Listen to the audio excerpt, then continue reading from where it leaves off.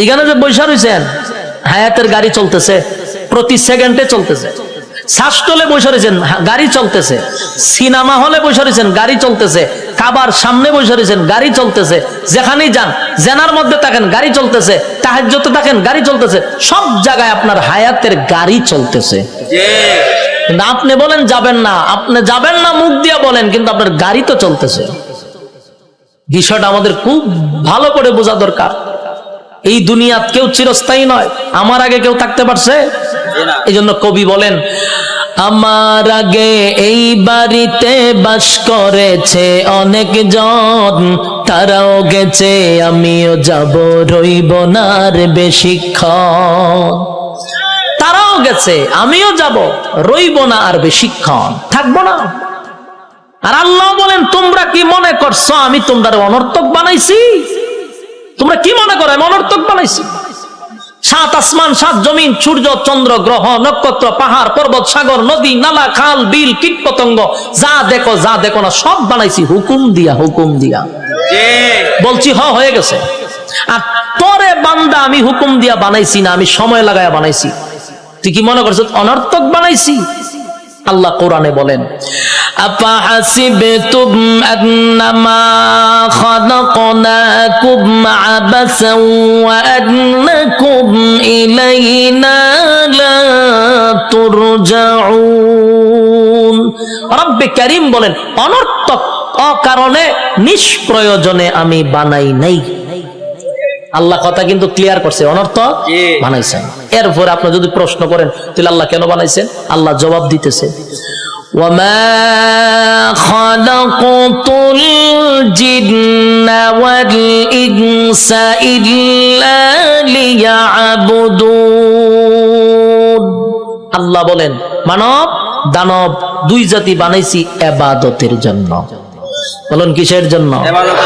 ইবাদতের জন্য বানাইছি। প্রথম আল্লাহ বলতেছে অনর্থক বানাই নাই, আবার শব্দ দিয়া বলেন কখনো না অনর্থক বানাইছি না, ভাইব না তোমাদেরকে বেহুদা বানাইছি। আল্লাহ বলেন ইবাদতের জন্য বানাইছি। প্রশ্ন যদি করেন ইবাদত না করলে আপনি কি করবেন, আল্লাহ হয়তো কি করুন শুন, ওয়ালাকাদ যারানা লিজাহান্নামা কাসীরাম মিনাল জিন্নি ওয়াল ইনস। আল্লাহ বলেন, মানব দানব দুই জাতিরে আমি, বহু মানুষ বহু জিনকে আমি আগুন দিয়া জ্বালাবো, পোড়াবো। বলুন ছাইরা দিব না জ্বালাইব আর পুরাইব? কথা বুঝতেছেন নি? প্রথম কি বলছে, অনর্থক বানাইছি না, পরে কি কয় ইবাদতের জন্য বানাইছি। ইবাদত না করলে আগুন দিয়া জ্বালাবো, পোড়াবো। ক্লিয়ার হয়ে গেছে? তার মানে আল্লাহ আমরা ছাইরা দিত না, ছাইরা দিব। আল্লাহ বলেন, সমগ্র সৃষ্টি জগতের মধ্যে মানুষ তোর শ্রেষ্ঠত্ব দিছি। সমগ্র সৃষ্টি জগতের মধ্যে আমি তোর সম্মান আর মর্যাদা বেশি দিছি। সমগ্র সৃষ্টি জগতের মধ্যে তোর সৌন্দর্য বেশি দিছি, তোর মহব্বত বেশি করছি, নিয়ামত তোরে বেশি দিছি। এরপরও যদি নাফরমানি করস, পরিণাম ভালো হবে। আফাহাসিবতুম আন্নামা খালাকনাকুম আবাসান ওয়া আন্নাকুম ইলাইনা লা তুরজাউন। রব্বে কারীম বলেন, অনর্থক অকারণে আমি আল্লাহ তোরে বানাই নাই, নিষ্প্রয়োজনে বানাই নাই। বান্দারে আমি কেন বানাইলাম শুন, ওয়ামা খালাকাতুল জিন্না ওয়াল ইনসা ইল্লা লিয়াবুদুন। মানব দানব শুধুমাত্র কেবলমাত্র গোলামি করবি আমি আল্লাহ, গোলামি করবি আমি আল্লাহ। কুল কায়নাতের মধ্যে আমি সম্মান আর মর্যাদা তোরে বেশি দিছি। বান্দা আসমান বানাইতে আমি আল্লাহ মিস্ত্রি লাগাই নাই, জমিন বানাইতে মিস্ত্রি আমি লাগাই নাই, সূর্য চন্দ্র গ্রহ নক্ষত্র বানাইতে মিস্ত্রি লাগাই নাই। আল্লাহ শুধু বলছেন, ইন্নামা আমরুহু ইযা আরাদা শাইআন আইয়াকুলা লাহু কুন ফায়াকুন। রব্বি কারীম বলেন, আমি শুধু বলেছি কোন হয়ে গেছে, সব তো বানাইলাম আমি হুকুম দিয়া, কিন্তু মানুষ তোরে আমি বানাইছি আমি আল্লাহর কুদরতি হাত দিয়া। কুদরতি হাত দিয়া তোরে বানাইছি, তাহলে কত মহব্বত করে বানাইছে। এরপরে রব্বি কারীম বলেন, কুদরতি হাত দিয়া বানাইয়া শেষ নয় গো, আল্লাহ বলেন গোটা সৃষ্টি জগতের মধ্যে আমি তোর থেকে সুন্দর কাউরে বানাই নাই। আসেনি এলাকার সুবহানাল্লাহ? তা আপনারা কোন সময় সুবহানাল্লাহটা কন? আমার কবির নেই। আপনারা এলাকার ঠাডা বললে সুবহানাল্লাহ কন, তো কোন সময় কন আমার কইয়েন, আমি তো জানি না। সমগ্র সৃষ্টি জগতের মধ্যে সুন্দর কারে বানাইছে? আমরা অনেক সময় কই সুন্দর মানুষ দেখলে লোকটা ফেরেশতার মতো সুন্দর, কই না? কিন্তু আল্লাহ কয় ফেরেশতা সুন্দর আমি কোরআনের কোথাও বলি নাই। কইনি আমরা ফরির মতো সুন্দর, কইনি? মাইয়া যদি সুন্দর কয়টা ফরির মতো, হ্যাঁ ফরিদে সুন্দর কোরআনে কইছি নি? তুই কে রে কস? কয় ফেরেশতার মতো সুন্দর, ফেরেশতা সুন্দর আল্লাহ কোরআনে কইছি নি? আমরা ফাঁকি দেখলে কই ময়না পাখি কত সুন্দর, টিয়া পাখি কত সুন্দর, হরিণ দেখলে কত সুন্দর, হ্যাঁ এগুলা যে সুন্দর কোরআনে আসেনি। কিন্তু আল্লাহ বলেন মানুষ যে সুন্দর করে বানাইছি এই কথাটা আমি এমনে এমনে বলি নাই। আল্লাহ বলেন মানুষ বানাইছি সুন্দর করে, এই কথাটা বলতে গিয়ে আমি চারটা কসম করছি। কয়টা কসম? রব্বি কারীম বলেন চারটা কসম করছি আমি আল্লাহ। মানুষ তোরে সুন্দর করে বানাইছি এই কথাটা আমি কসম কেড়ে বলছি, একটা নয় গো, চারটা কসম করছি। প্রথম নাম্বার কসম হলো তিন ফলের কসম আমি আল্লাহ করলাম। ওয়াজাইতুন, আল্লাহ বলেন জাইতুন ফলের কসম আমি করলাম। ওয়া তুর সিনিনা, সিনাই পর্বতের কসম করলাম।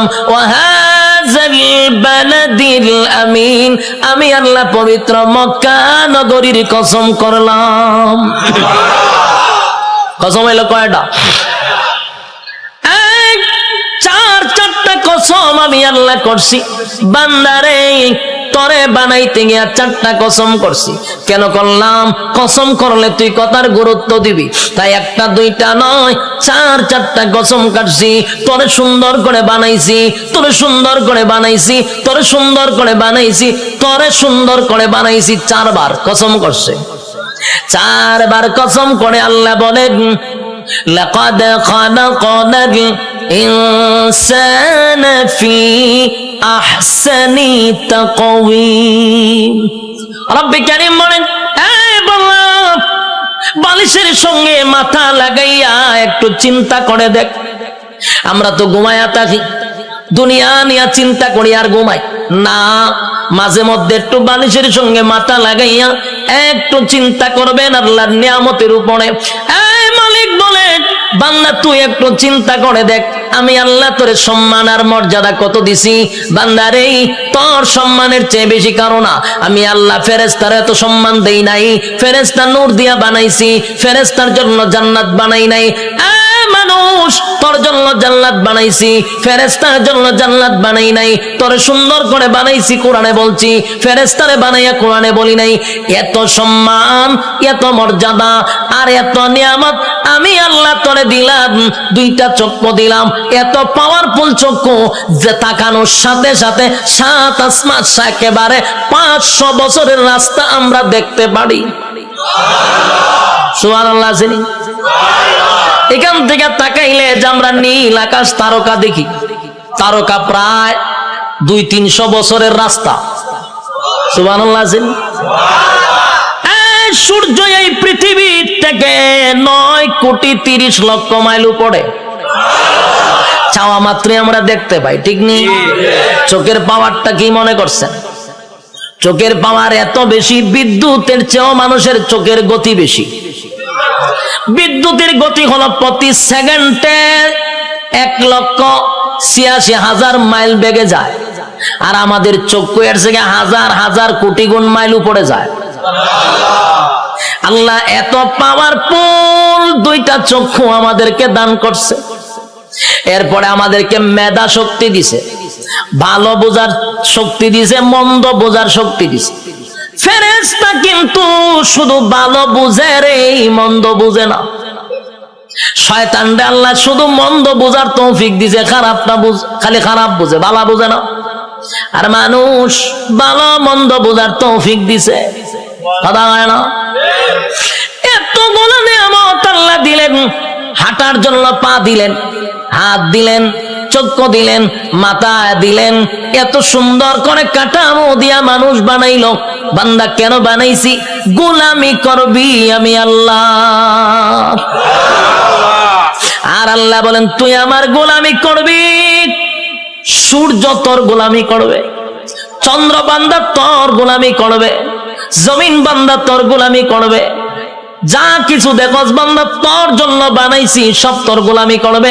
তুই শুধু আমি আল্লাহর গোলামি করবি।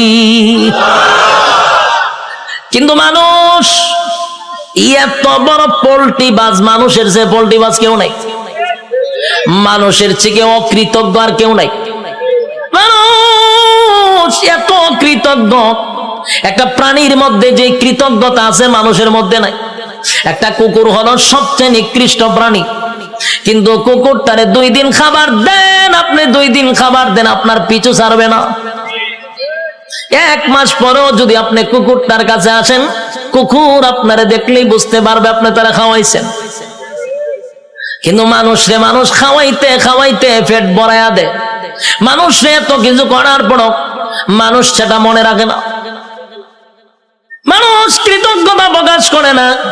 আল্লাহ বলেন বান্দা শুন, একটা মাছ যেইভাবে পানির নিচে ডুবন্ত থাকে, আমি আল্লাহ কিন্তু মানুষগুলারে এইভাবে পানির নিচে ডুবায় আর যেইভাবে মাছ রাখি, তোদেরকে নিয়ামত দিয়া ডুবায় রাখছি।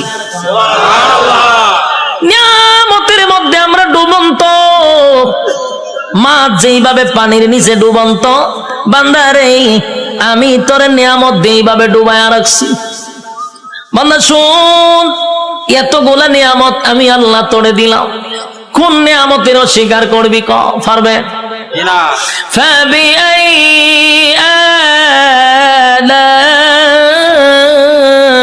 আলাই রাব্বিকুমা তুকাযিবান।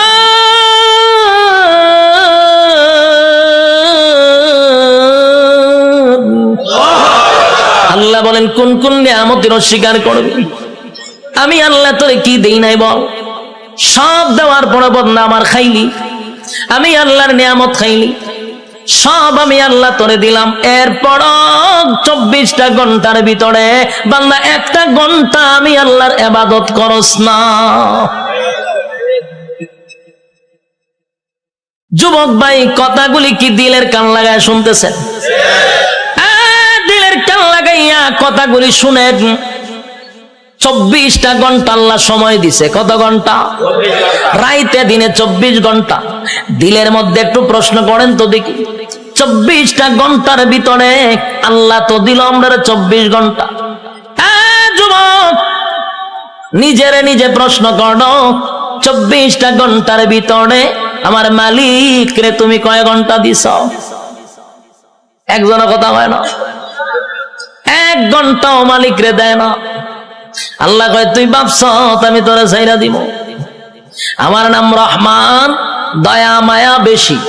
আল্লাহর দয়া মায়া বেশি। আমরা খালি ওয়াজ শুনছি আল্লাহর দয়া মায়া বেশি। রহমান নামের গুণ হলো আল্লাহর দয়া মায়া বেশি। আল্লাহ যত বড়, আল্লাহর মায়া দয়া তত বড়। শুধু ওয়াজটা শুনছি, কিন্তু এরপরের ওয়াজ শুনছি। আল্লাহ বলেন আমি যত বড়, আমার আযাব আর গজব কিন্তু বান্দা অত বড়। আমি সবাইরে ছাড় দেই, কিন্তু ছাইরা দেই না। ফেরাউনরে আমি ছাড় দিছি, ফেরাউনারে আমি ক্ষমতা দিছি। ক্ষমতা দেওয়ার পরে নিজেরে নিজে খোদা দাবি করছে। ফেরাউন খোদা দাবি করছে, আল্লাহ তার এরপর ছাড় দিছে।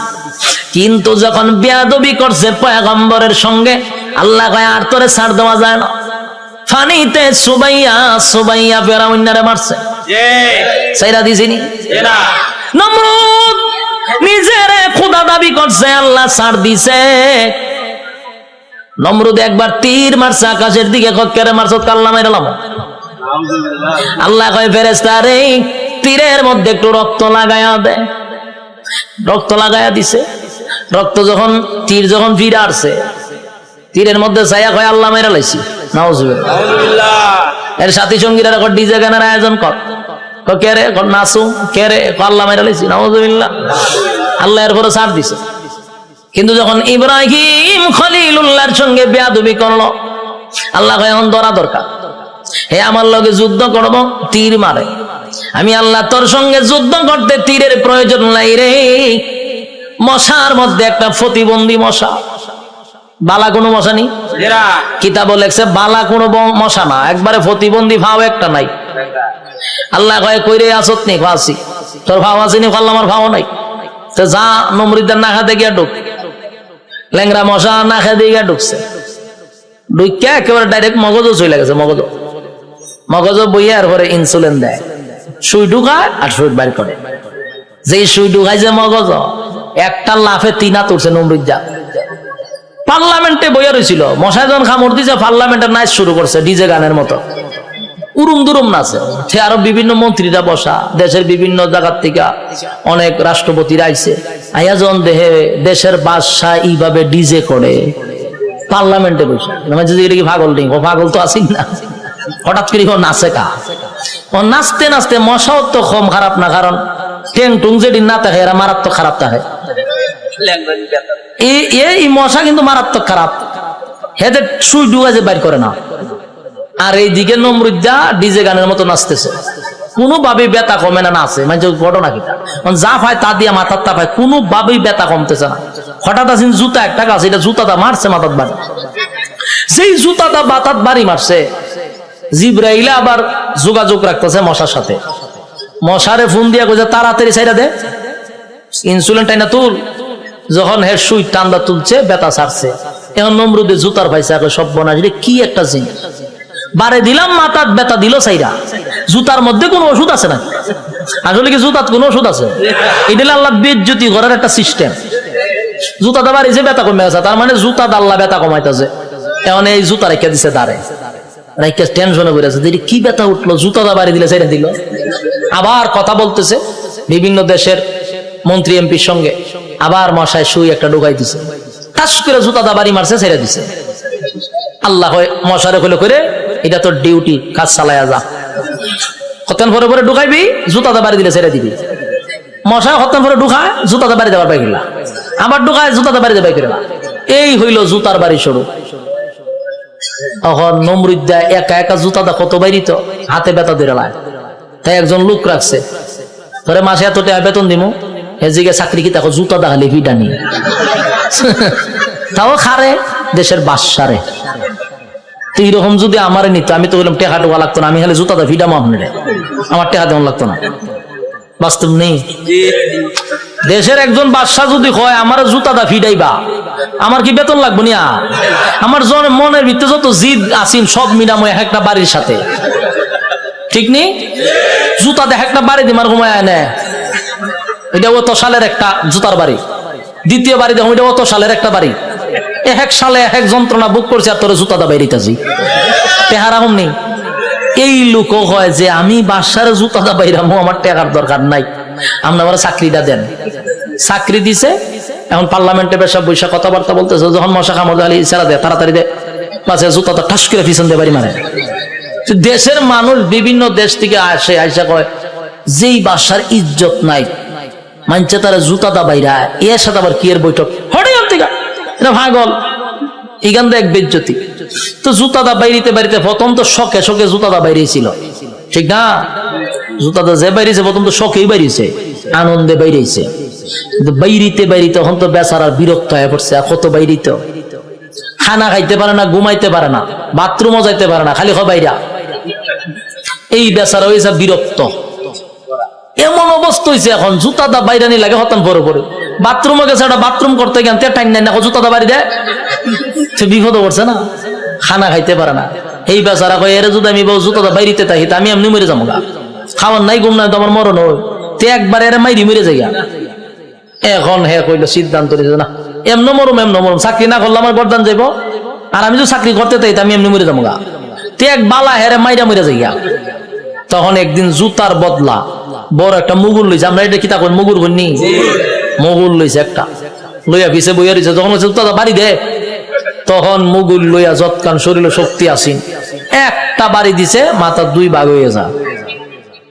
ল্যাংরা মশা যে মাথার ধরেছেন ছায়া দেয় ছাদ নাই, ছাদ নাই, মশায় চিন্তা করবো যেরকম একটা নোংরা পরিবেশে আর বন যায়, মশা গেছে নমরুদ্দা শেষ নি। কার সাথে পাল্লা লইছিল? আল্লাহ মারছে কেমনে? জুতা দা ফিডাইয়া মারছে। এই জন্য আল্লাহ ছাড় দেয় ছেড়ে দেয় না। বুঝসারে চিনেন না আপনারা? এখানে যারা বয়স 30 আছে এরা বুঝসারে চিনব। ডব্লিউ বুশ হে কিন্তু কম করছে না, এইটা আমরা দেখছি। হে অনেক মুসলমানের রক্ত দিয়া গোসল করছে, হে কম করে নাই। শেষে আল্লাহ হেরও কিন্তু সাংবাদিকের জুতা দা ফিডাইছে, এক সাংবাদিকের জুতা দা বেরি মারছে। আর এই জুতার দাম অনেক হয়ে গেছে, এটি জাদুঘর আছে। আল্লাহর মায়ের আস্তে আস্তে ছাড় দেয় ছেড়ে। যারা জুলুম করতেছেন, যারা জুলুমের মধ্যে আছেন, যাই না রাখেন জুলুমের শেষ আছে। যারা জুলুম করে তাদের দুইটা শাস্তি, একটা দুনিয়ায় একটা পরকালে। দুনিয়ায় ততক্ষণ না পর্যন্ত আপনার মৃত্যু দিবে না যতক্ষণ আপনাকে দুনিয়াতে আল্লাহ চরম পর্যায়ের বেজ্জতি না করবে। চরম পর্যায়ের বেজ্জতি করার পর আপনার মৌত দিবে আল্লাহ। এরপরে পরকালে তো আছে কুবা শামসুর মতো, ইচ্ছা মতো কুবাইব। বাস্তব না বাস্তব? সাইজ কিন্তু আল্লাহ ছেড়ে দিত না, জনমের সাইজ করবো। এজন্য যারা জুলুম করেন স্পষ্ট শুনে রাখেন, প্রথম নাম্বার কথা হলো ততক্ষণ না মরবেন না যতক্ষণ আপনার আল্লাহ দুনিয়াতে চরম পর্যায়ের বেজ্জতি না করবে, অপমান করবে। এরপরে মৃত্যু দিবে। আর পরকালে তা আছে ওয়াং সাং সুচি কি তাই ইজ্জতে আসেনি, তাইরে জনমের দেওয়া দিতাছে, এখন বন্দি করে রাখছে। পারমার মুসলমানের রক্ত খাইছিল না, তাই রক্ত চুষা খাইতেছে। আরো বেজ্জতি হইব, আরো দেখবেন সামনে, অপেক্ষায় থাকেন। বাকিটা দেখার বয়স আপনারা রয়েছে, আল্লাহ দেখাইব। আল্লাহ বলেন ছাড় দেই কিন্তু ছেড়ে দেই না। আমি যখন ছাড় দেই বুঝিস না আমি তোরে ছাইরা দিছি। ধরব যেদিন আমি আল্লাহ ধরব, জনমের ধরা ধরব, পৃথিবীর কেউ তোরে রক্ষা করতে পারবে না। আমি আল্লাহর নিয়ামত খাইয়া আমি আল্লাহর নাফরমানি করস, ছাইরা দিব না, কিন্তু জনমের ধরা ধরব। যুবক ভাই, আমি আপনাদের উদ্দেশ্যে বলতে চাই, আল্লাহর দেওয়া নিয়ামত খাইয়া, নিয়ামত খাওয়ার পরে যে আল্লাহর নাফরমানি করতেছি, রাইতে দিনে 24 ঘন্টা পাইয়াও 1টা ঘন্টা আল্লাহর দেই না। ইমাম সাহেব যদি বলে আসেন না একটু নামাজে যায়, উত্তর দেয় হুজুর নামাজের সময় নাই। যদি কয় আসেন না মাহফিলে যাই, আমার সময় নাই। বেচারা খুব ব্যস্ত, সময় নাই, সময় নাই, সময় নাই, যে কোনো বিষয় লোক আমার সময় নাই। প্রশ্ন হলো তোমার সময় নাই, সময় নাই, কিন্তু যেই লোকটা বলছে নামাজের জন্য সময় নাই, ওয়াজ মাহফিলের জন্য সময় নাই, এই লোকটারই দেখবেন ব্যবসার জন্য সময় আছে, চাকরির জন্য সময় আছে, বন্ধুদের আড্ডায় সময় আছে, বিশ্বকাপ খেলা 90 মিনিট দাঁড়ায়া দেখার সময় আছে, বিভিন্ন জায়গায় আড্ডায়, কফি আড্ডায় সময় আছে, সব জায়গায় বেচারার সময় আছে।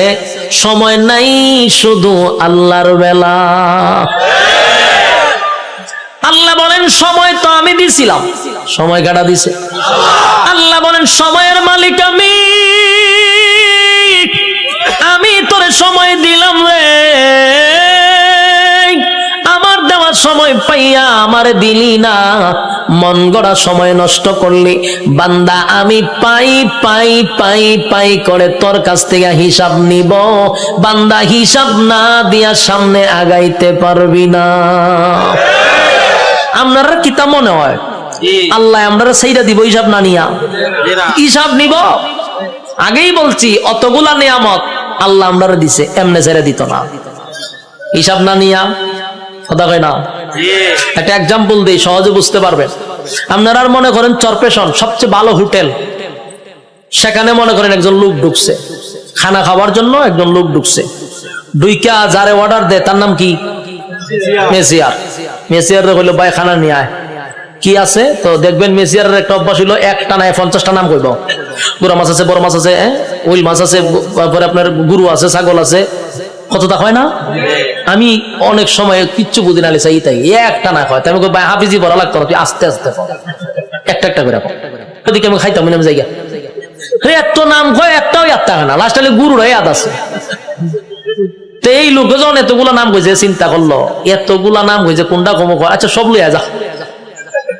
মেসিয়ারে আনতেছে, টেবিল সাজাইছে, খাইতেছে, খানা দেখে মেসিয়ারে দে লক্ষণ বালা না। যে যিনি টেকা নে উনারে কি কয়? ম্যানেজার। কেশিয়ার তো ম্যানেজার। ম্যানেজারের কাছে গেছে মেসিয়ারে, গিয়ে কয় স্যার ওই যে লোকটা খাইতেছে দেখছেন নি? দেখছি তো। কাম না, আমার একটা অনুমতি দেন। কি অনুমতি? কয়ের ইচ্ছা মতো কিন্তু ফিটাইতাম।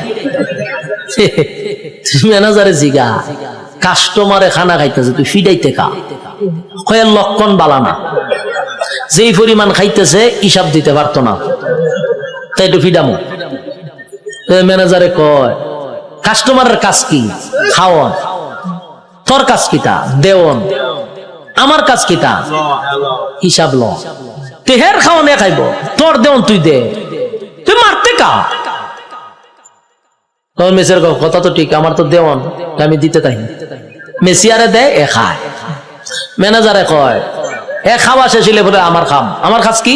হিসাব নেওয়া। হিসাব না নিয়া, হিসাব না দিয়া বাড়ি তারবো, বাড়ি তারবো নি? যা পারে খাইতে থাক, তুই বাধা দিস না। ঠিক তেমনি ভাবে আল্লাহ বলেন দুনিয়াতে মানুষ যেই পরিমাণ কাম, কু কাম, দিনের কাম, রাত্রের কাম, সব কাম আমরা করি না? আমরার সাথে কিন্তু ফেরেশতা থাকে, 24 ঘন্টা ফেরেশতা থাকে। আমরারই কাম কু কাম দেখে ফেরেশতারাও আল্লাহর কাছে কয় আল্লাহ একটু অনুমতি দেন। কিতা কয়? এর একটা আসার মাইরা জাগাত মুতায়া লাই। আল্লাহ জিগা ঘটনা কিতা? বলে যেই পরিমাণ কর্তা যে হিসাব দিতে পারতো না।